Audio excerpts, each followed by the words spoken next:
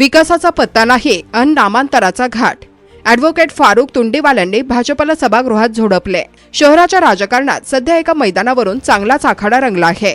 विकास कामांवर बोलायला कोणाकडे वेळ नाही, पण जुन्या ठरलेल्या नावांमध्ये खोडा घालण्यात मात्र सत्ताधाऱ्यांना विशेष रस दिसतोय।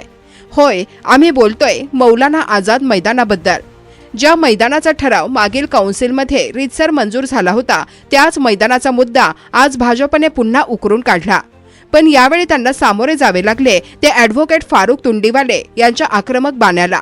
मागील काउन्सिलच्या काळात ॲडव्होकेट फारुख तुंडीवाले यांनी विशेष पाठपुरावा करून या मैदानाला मौलाना आझाद नाव असे देण्याचा ठराव कायदेशीररित्या मंजूर करून घेतला होता। मात्र आता भाजपच्या सदस्यांनी सभागृहात अचानक हा मुद्दा उपस्थित केला आणि या मैदानाला चंद्रशेखर आझाद यांचे नाव देण्याची मागणी लावून धरली। भाजपच्या या भूमिकेवर ॲडव्होकेट फारुख तुंडीवाले कडाडले। त्यांनी भाजपच्या दुटप्पी भूमिकेचा बुरखा फाडताना सभागृहात काही महत्त्वाचे प्रश्न उपस्थित केले। तुंडीवाला यांनी स्पष्ट शब्दात ठणकावून सांगितले की केवळ नावाची पाटी बदलल्याने विकास होत नसतो। जनतेला मैदानात नाव काय आहे यापेक्षा तिथे सुविधा काय आहेत यात जास्त रस आहे। जर तुम्हाला खरंच शहराचा अभिमान असेल तर मैदानाच्या विकासासाठी निधी आणा, तिथला कचरा साफ करा आणि खेळाडूंना सुविधा द्या। केवळ राजकारण करण्यासाठी जुन्या ठरलेल्या नावांना विरोध करणे थांबवा।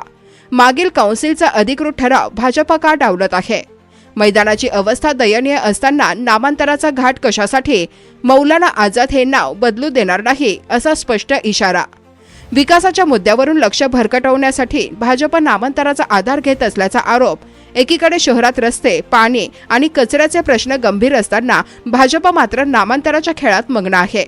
पण ॲडव्होकेट फारुख तुंडीवाले यांनी आज सभागृहात दाखवून दिले की जनतेचे प्रश्न केवळ नावांमध्ये नसून कामांमध्ये दडलेले आहेत। त्यांच्या या तडाख्यामुळे भाजपच्या गोटात मोठी खळबळ उडाली आहे। आता प्रश्न असा उरतो की भाजप केवळ नामांतराचे राजकारण रेटणार की खरोखर मैदानाचा विकास करून दाखवणार? या वादाचे पडसाद येणाऱ्या काळात आणखी तीव्र होण्याची शक्यता आहे।